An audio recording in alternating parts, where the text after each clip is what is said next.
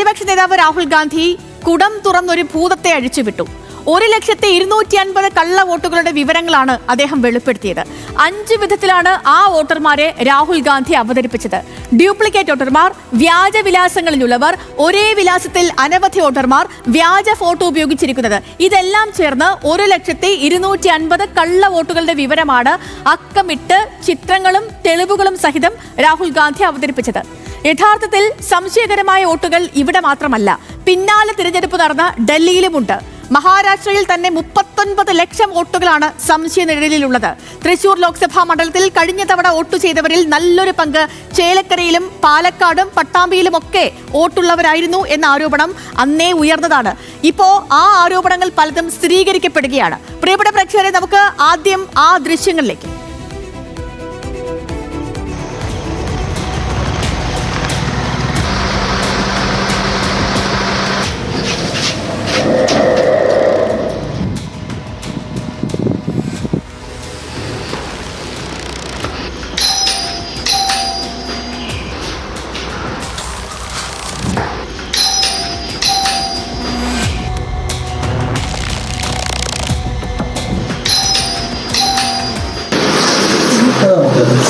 New India insurance കമ്പനിയിൽ നിന്നാണ്. അപ്പോൾ ഇവിടെ ഒരു 3 ആളുകളെ ഒരു ഫ്ലാറ്റിലാണെന്ന് പറഞ്ഞപ്പോൾ ഒരു ശ്രീഹരി കെ നായർ, മായ രാമദാസ്, ഹരിദാസ് എങ്ങനെ ഈ ഫ്ലാറ്റിൽ താമസിക്കുന്ന ആളുകളാണ്. ആണോ? എത്ര നാളായി? ഞാൻ ന്യൂ ഇന്ത്യ കമ്പനിയിൽ വന്നതാണ്. ഞാൻ എൻ്റെ ഒരു ശ്രീഹരി കെ നായർ, മായ രാമദാസ്, ഹരിദാസ് എന്ന് പറയുന്ന അങ്ങനെ ആളുകൾ ആരെങ്കിലും ഉണ്ടോ? അറിയില്ല, ഞങ്ങളുടെ പുതിയതാണ്. ഇവിടെ നേരത്തെ താമസിച്ചിരുന്ന ആളുകളാണോ? അല്ലല്ല, ഞാനിപ്പോ കുറച്ചാളും തോന്നുന്നത്. അല്ല, ഈ ആളുകളുടെ പരിചയമുണ്ടോ? ശ്രീഹരി ആർ നായർ ഈ ഫ്ലാറ്റിൽ താമസിക്കുന്നതാണ് അങ്ങനെ പേരിലുള്ള ആരെങ്കിലും? ഇല്ലില്ല.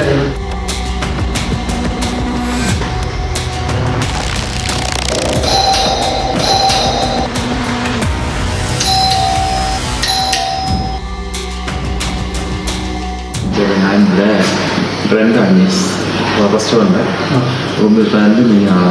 എത്ര നാളായിട്ട്? ഞാൻ കുറച്ച് ദിവസമുള്ളൂ. കാര്യം നമ്മൾ എപ്പോഴും കോണ്ടാക്ട് ഉണ്ട്. കാര്യം ജോലി ചെയ്തിരുന്നു റൂമിൽ കിടക്കുന്നു. ഈ ആളുകൾ അറിയാമോ?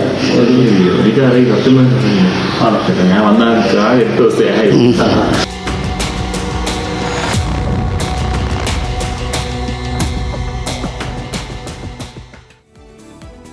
പ്രിയപ്പെട്ട പ്രേക്ഷകരെ, ചോദ്യം ഇതാണ്: തൃശൂർ എടുത്തത് ഇങ്ങനെയോ?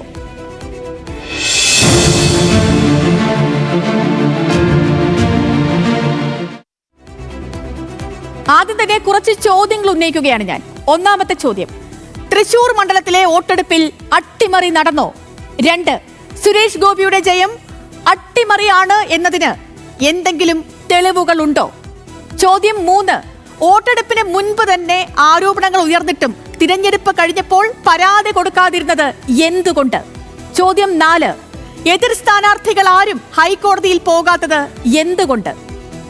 പ്രിയപ്പെട്ട പ്രേക്ഷകരെ, ഇത് മാത്രമല്ല, ഇങ്ങനെ തൃശൂരിനെ കുറിച്ച്, തൃശൂർ ലോക്സഭാ മണ്ഡലത്തെ കുറിച്ച് അനേകം ആയിരം ചോദ്യങ്ങളുണ്ട്.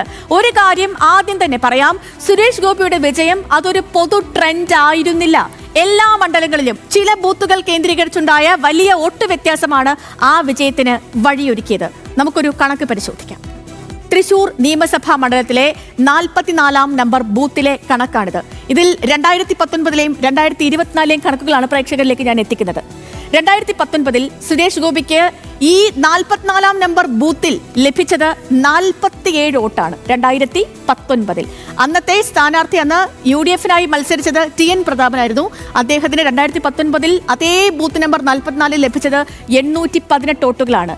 വോട്ട് കിട്ടിയ ആ ബൂത്തിൽ 2024-ൽ വരുമ്പോൾ സുരേഷ് ഗോപിക്ക് 324 വോട്ടാകുന്നു. ആ സമയം കെ മുരളീധരൻ 161 വോട്ടാണ് കെ മുരളീധരൻ ലഭിച്ചത്. ഇനി നമുക്ക് ബൂത്ത് നമ്പർ 80-ലെ കാഴ്ചകൾ നോക്കാം. ബൂത്ത് നമ്പർ 80-ൽ 2019-ൽ സുരേഷ് ഗോപിക്ക് ബൂത്ത് നമ്പർ 80-ൽ ലഭിക്കുന്നത് 42 വോട്ടുകളാണ്. അവിടെ TN പ്രതാപന് 512 വോട്ടും. 2024 ആകുമ്പോൾ സുരേഷ് ഗോപിക്ക് അത് 358 വോട്ടായി വർദ്ധിക്കുന്നു. കെ മുരളീധരന് 230 വോട്ട് മാത്രവും. ഈ 47 വോട്ട് 324ആയും അതുപോലെ 42 വോട്ട് 358ആയും മാറി മറിഞ്ഞതുപോലുള്ള തലകീഴ് മറിച്ചിൽ ഇതുപോലെ ചില ബൂത്തുകൾ കേന്ദ്രീകരിച്ചാണ് ഉണ്ടായത്. ആ പ്രതിഭാസത്തെ കോൺഗ്രസ് വോട്ടുകൾ ഒന്നായി സുരേഷ് ഗോപിക്ക് മറിഞ്ഞു എന്നായിരുന്നു ഇതുവരെയുള്ള വിലയിരുത്തലും. ഏതായാലും സുരേഷ് ഗോപിക്ക് അനുകൂലമായി തൃശൂർ മണ്ഡലം മുഴുവൻ ഒരു വികാരം ഉണ്ടായിരുന്നില്ല എന്നാണ് കണക്കുകൾ സൂചിപ്പിക്കുന്നത്. നമുക്ക് ഗുരുവായൂർ നിയമസഭാ മണ്ഡലം എടുക്കാം. ഗുരുവായൂർ നിയമസഭാ മണ്ഡലത്തിലേക്ക് പോയാൽ അവിടെ സുരേഷ് ഗോപി യഥാർത്ഥത്തിൽ കെ മുരളീധരന് അന്ന് ലഭിച്ചത് 57,925 വോട്ടാണ്. VS സുനിൽകുമാറിന് 50,519 vote. സുരേഷ് ഗോപിക്ക് 45,049 വോട്ടും. ഗുരുവായൂർ അസംബ്ലി മണ്ഡലത്തിൽ സുരേഷ് ഗോപി കെ മുരളീധരനേക്കാൾ 12,000-ലധികം വോട്ടുകൾക്ക് പിന്നിലായിരുന്നു. അവിടെ ഒന്നാമതെത്തിയത് VS സുനിൽകുമാറുമായിരുന്നില്ല. മൊത്തം വോട്ടിൽ ഏറെ പിന്നോക്കം പോയ കെ മുരളീധരനായിരുന്നു. അന്നും ഇന്നും ഗുരുവായൂരിലെ വോട്ടിങ്ങിനെ കുറിച്ച് ആരും വലിയ പരാതിയും ഉന്നയിച്ചിരുന്നില്ല.